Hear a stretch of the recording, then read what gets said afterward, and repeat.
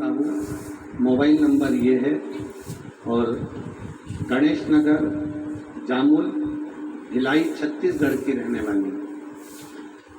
कहीं बैठी हो तो हाथ हिला सकती हैं। पत्र को आप लोग एलईडी पर पढ़ सकते हैं और आस्था चैनल पर पढ़ सकते हैं। मैं ललिता साहू, पति नंद कुमार साहू, गणेश नगर, जामुल, छत्तीसगढ़। भोले बाबा की कृपा का मैं क्या गुणगान करूं। 21 वर्ष के बाद बाबा देवादिदेव महादेव की कृपा से गुरुदेव, ऐसा कोई डॉक्टर नहीं जिससे जांच नहीं करवाई। बच्चेदानी में परेशानी बता दी थी, डॉक्टरों ने बहुत इलाज किया, पर संतान का सुख डॉक्टरों ने भी मना कर दिया। दुनिया के लोग 5 साल 6 साल इंतजार करते हैं, मैंने 10 साल तक इंतजार करा कि बच्चा होगा, पर नहीं हुआ। निकलते निकलते 21 साल हो गए और 21 साल होने पर आपकी कथा पहली बार सुनी और सुनकर सफेद आंकड़े की जड़ का उपयोग करा।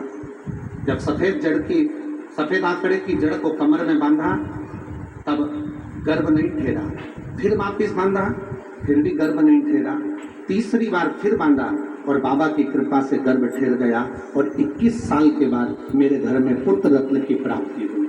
ये शिव तत्व है, ये शंभु औपति है। कहीं बैठी हो ललिता साहू, पति नंद कुमार साहू, गणेश नगर, जामुल, छत्तीसगढ़। कहीं बैठे हो तो बच्चे को लेकर आप व्यासपीठ पर आ सकते हैं। एक विश्वास की दृढ़ता देखिए। अब हम आपसे पूछे, जितनी माताएं बैठी हैं, मेरी जीजियां बैठी हैं, आप बताओ ईमानदारी से, 21 साल शादी को हो जाए और औलाद नहीं हो तो आशा रहती है क्या फिर? अरे बोलो तो जम के। लोग सोचते हैं अब क्या होगा, अब तो 21 साल शादी के हो गए, अब क्या संतान हो, अब क्या औलाद हो, अब क्या संतान का सुख हो। पर उसने एक बार जड़ को बांधा, नहीं हुआ, दूसरी बार जड़ को बांधा, नहीं हुआ, तीसरी बार जड़ को बांधा, पशुपतिनाथ का व्रत किया, शंकर जी के मंदिर में स्तुति करती रही कि अब जो देगा मेरा देव अधिदेव महादेव। भरोसा दृढ़, विश्वास दृढ़ कर।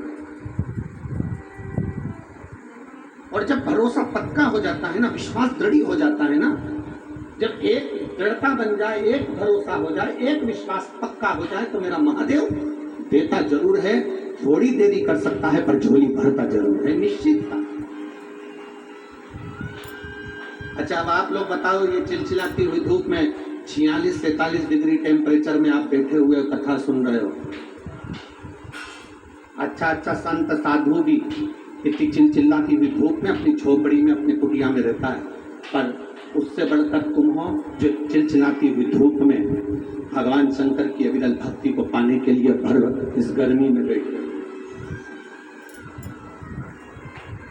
कार्यकर्ता तो चिल्लाते रहेंगे, पानी का पाउच फेंकते रहेंगे, और तुम पानी के पाउच के चक्कर में ये कीमती हीरे को छोड़ दोगी और बाद में 7 दिन ऐसे निकल जाएंगे और दुनिया की झोली भरा जाएगी और तुम्हारी झोली खाली रह गई, तो बाद में पछतावा होगा कि मेरे अमलेश्वर में कथा हुई और मेरी झोली खाली रह गई।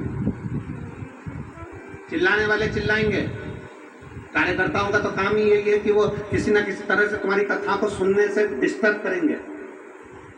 उनका काम ही यही है, कभी इधर से चिल्लाएंगे, कभी इधर से चिल्लाएंगे, क्योंकि 1 बजे कथा चालू होती है। अगर सुनने वाले को अगर रुचि हो ना, सुनने वाले व्यक्ति को अगर रुचि हो तो सुबह 2 घंटे पहले आ सकता है, पर 1 बजे आएगा, सबको दबाएगा, धमकाएगा, चिल्लाएगा, चोट करेगा, तब अंदर घुसने का प्रयास। ये तो आदत है इन लोगों की। कोई कहेगा हमारे रिश्तेदार, कोई कहेगा हमारे रिश्तेदार।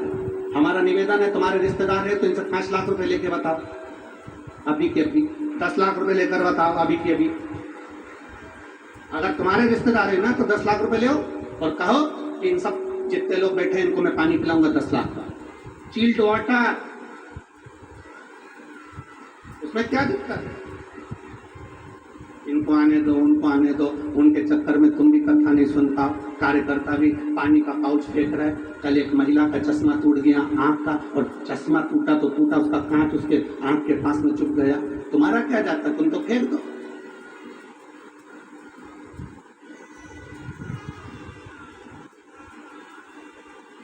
इस पंडाल के बाहर भी लोग धूप में बैठे हुए चिलचिलाती हुई गर्मी में, पानी के पाउच देना है, बोतल देना है तो उनको देकर आओ। और मेरी जीजियां इतनी मजबूत हैं कि तुम्हारे पानी के लिए नहीं आएंगे।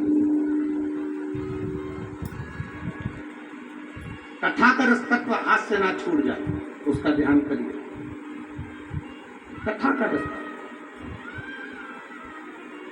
कोई पुण्य प्रबल हुआ होगा जो अमलेश्वर की धरा पर मेरे हाटकेश्वर महादेव इस कथा को करवा रहे हैं और हाटकेश्वर महादेव श्रवण कर रहे हैं।